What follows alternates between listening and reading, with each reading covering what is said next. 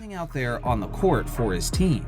That's Air Jordan. It was basically never close. Look at that. By the end of the Look at this crap. What are you doing, MJ? For his team.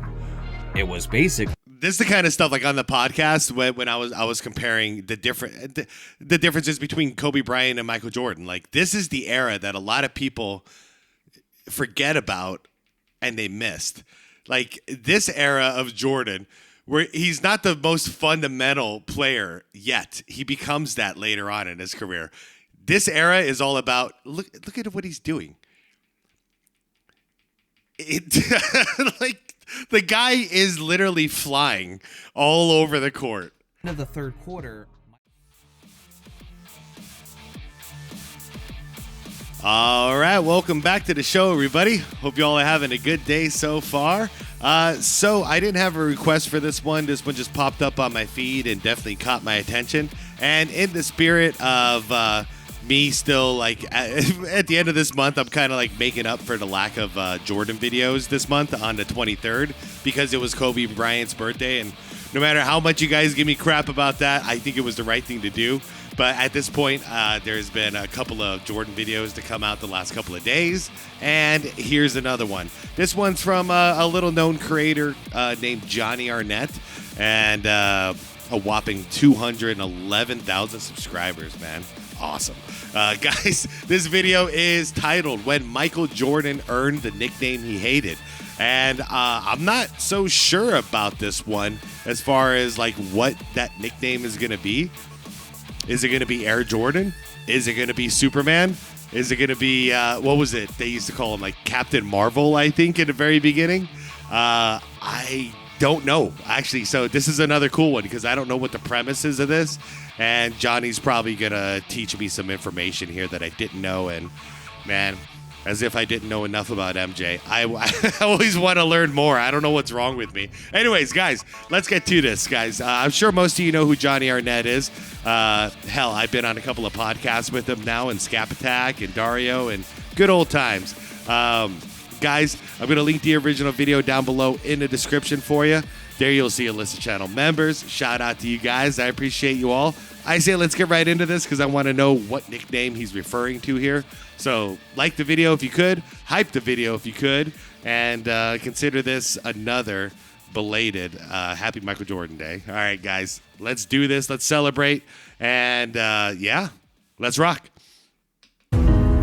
Oh, and if you want me to beat Scap Attack in our bet to 110,000 subscribers, please subscribe if you haven't done so yet. I'd appreciate it. Thank you. I don't want to lose this bet. Oh, what the? Whoa, whoa, whoa, whoa, whoa. Whoa, whoa, whoa, whoa. I was joking when I used to make fun of your intro. Your intro was awesome. I was messing with you. You didn't have to change it. Let's give it another shot, though. Is it any good? All right, still got that fadeaway in there? All right, Johnny, I'll take it. It's a good intro. And Captain Marvel comes back again. There it is, Captain Marvel. Okay. Up, up, up, and away. Now, a lot of people don't remember the first nickname, Captain Marvel. I'm glad that didn't stick. Michael Jordan came Yeah, me down, turned into Captain Marvel again. It just didn't seem right. Captain sounds like I'm at top of the league, and I consider myself bottom, at that time. I'm walking into an arena playing against the Magic Johnson, Larry Bird, and you call out Captain Marvel, puts a big dot on my back. I said, no, you got to come up with something else. How about Chosen One or King? I'm just kidding. He would never, dude. When Michael Jordan entered the NBA as a 21-year-old rookie, it didn't take him very long to establish himself as one of the best players in the entire league. Before MJ had ever played an official game in the NBA, the legendary head coach, Bobby Knight, was already calling him the greatest player he had ever seen. Yes, sir.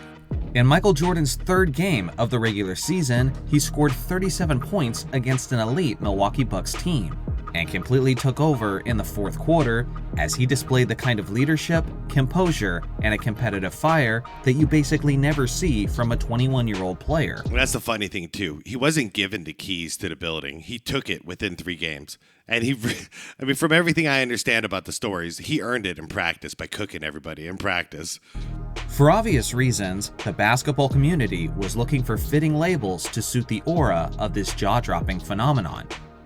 Eventually, Michael Jordan would be known as many things that we still call him frequently today, like Air Jordan, his Airness, and Black Cat, just to name a few. Black Cat, yeah. But back then, in the early games of the 1984 to 1985 regular season, let's just say that we were still experimenting with titles. Okay, by the way, isn't his Airness so much cooler and basketball appropriate than King James?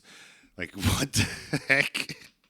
At the time, one's like a dictator and one is just like a high flyer, you know? Like, what sounds like more basketball to you?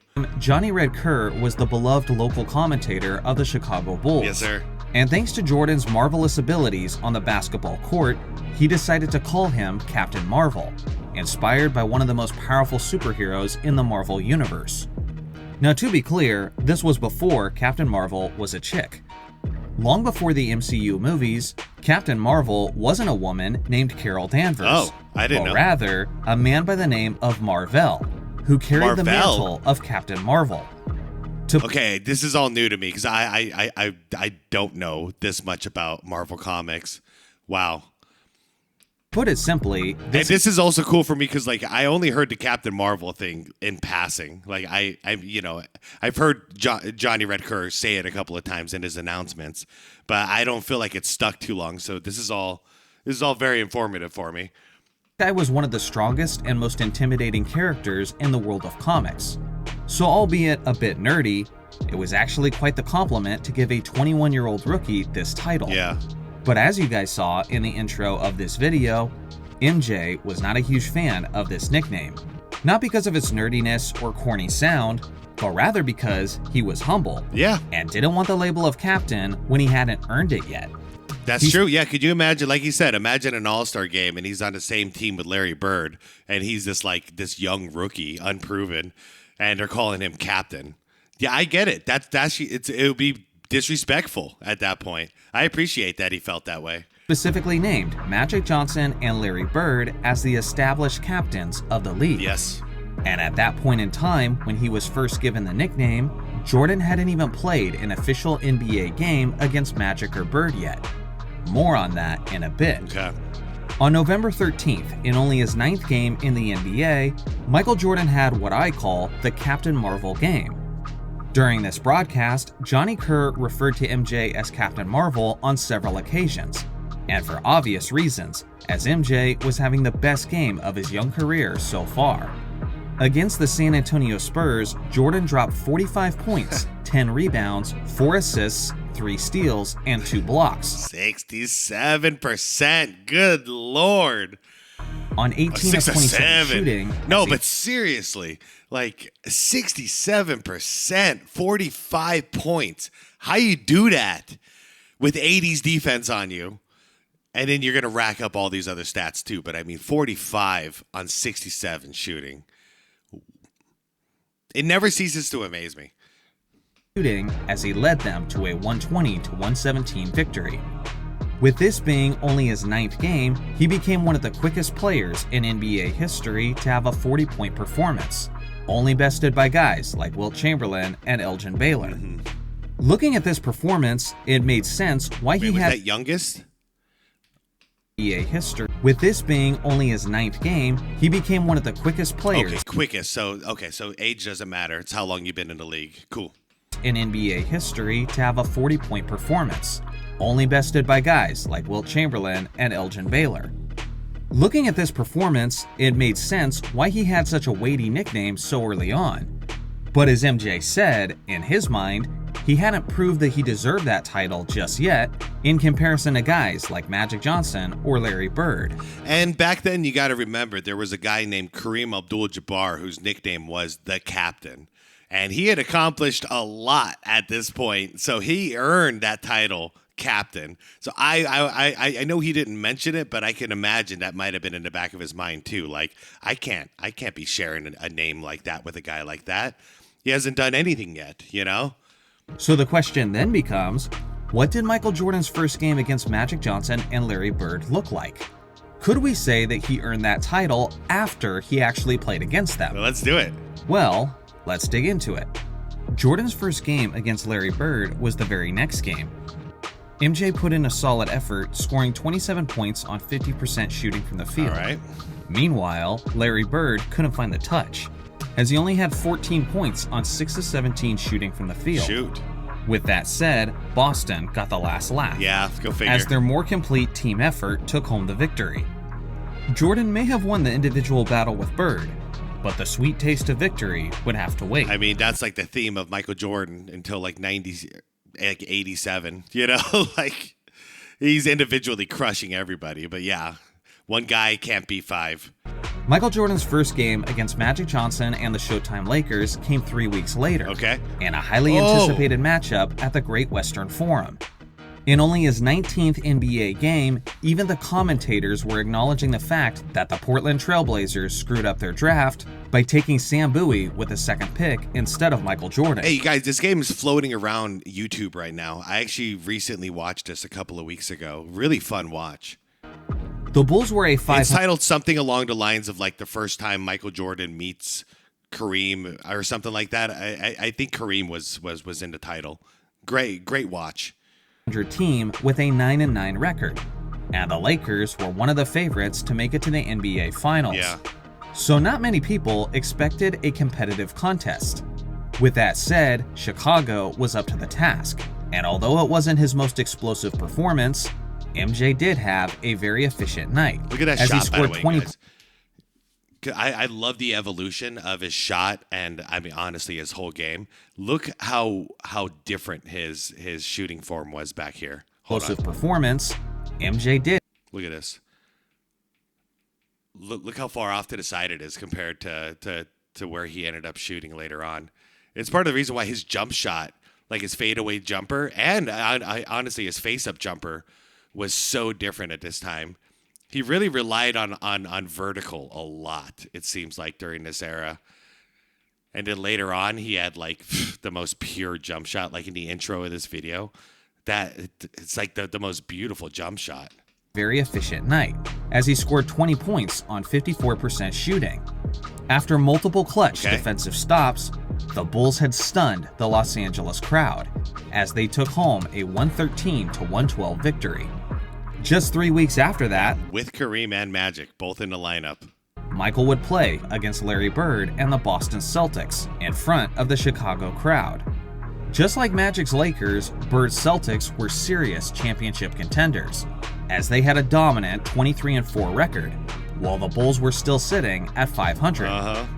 Regardless of the fact that they were the home team, the Bulls were again massive underdogs in this contest, which made the proceedings even more stunning.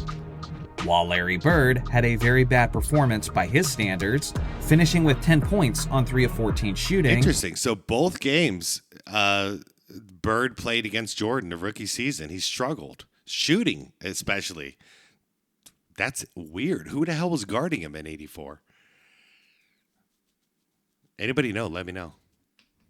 Michael Jordan was going absolutely nuts, doing basically everything out there on the court for his team. That's Air It Jordan. was basically never close. Look at that. By the end of the Look at this crap. What are you doing, court MJ? for his team, it was basically This is the kind of stuff like on the podcast when I was comparing the differences between Kobe Bryant and Michael Jordan. Like, this is the era that a lot of people forget about and they missed.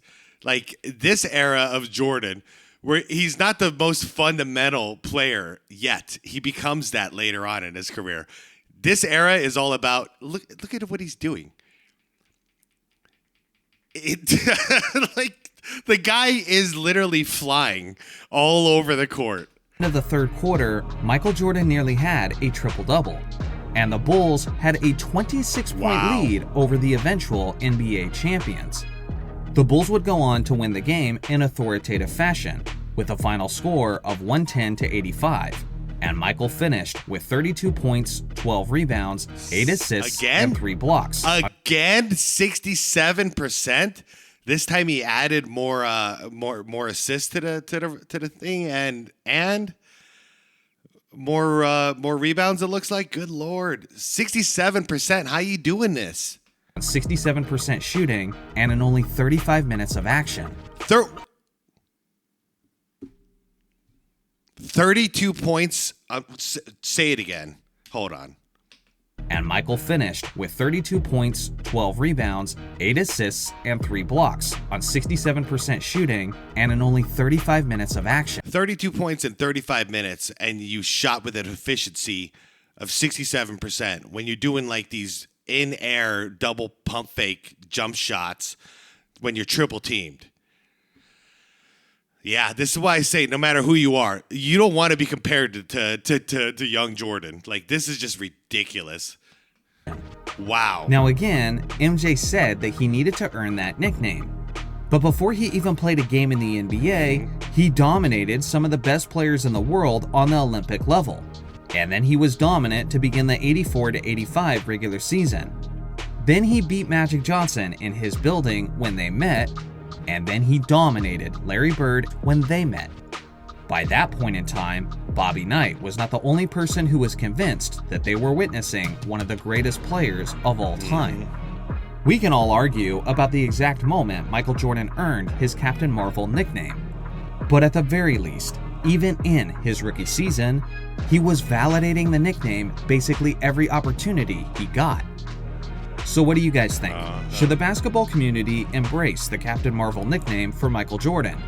Or do you think it's lame, just like he does? I look forward to hearing your thoughts in the comments section below.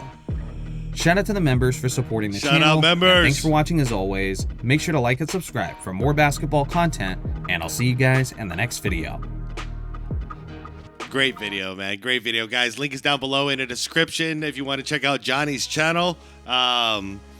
Is it lame? I think so, guys, but I'm not a huge Marvel guy, so I always thought this was kind of cheesy. And then the other question you posed at the end was, what'd you say? When would he have earned that title? And okay, it's different if you're talking about like our standards or my standards or Michael Jordan's standards that he just clearly laid out in this video. And if we're going by his standards of what I believe is his standards, probably not until Barcelona 1992. That's when he would have earned that title, because he literally took the torch from those guys. They conceded the torch. He was now better than them. Like, it took all the way up until that point, until that actually happened. So I don't, and that's why I think he made such a big fuss about it, because he'd been waiting since '84 to take that title, to take that torch, you know? So he had to be patient for it and earn it. So I don't think he would have been comfortable being called, you know, Captain Marvel or Captain anything, you know, until that point. But that would have been funny if he brought it back. He's like, yeah, I'm Captain Marvel now. You know, come on, Larry. Come on, Magic, time to retire. Captain Marvel's here to save the day. No, I'm sorry. I still think it's lame. Air Jordan's so much better. You know, his airness, all this stuff, it's so much better to me. But I'm curious what you guys think. What do you guys think of the name Captain Marvel? Did you even know this was a thing? I knew it was, but I didn't know. I didn't remember that conversation he had with Ahmad where he's like, yeah, no, I didn't earn it. I didn't know that until today, so that's cool. I'm curious what you guys think of the name. What's your favorite nickname for him? I mean, honestly, like, to me, it's a cross between his airness and Air Jordan. I mean, they're both intertwined, and they're both not only badass but incredibly accurate. And I like accurate names, like the Glove. You know, like perfect nickname for somebody. Anyways, you guys, anything else to say about this? Not too much. I mean, MJ's the GOAT. Other than Jason Terry, you know, that's definitely the GOAT. And in Team Wolf too. But, okay, so Jordan's the third. He's the third greatest of all time behind those two guys. But anyways, let me know if you disagree with me in the comments. I'd like to hear it. I'm out of here. Like the video on the way out. Go check out Johnny's channel. Subscribe to my channel if you want me to beat Scap Attack in our bet. And yeah, most importantly, is to be water, my friends. Peace out.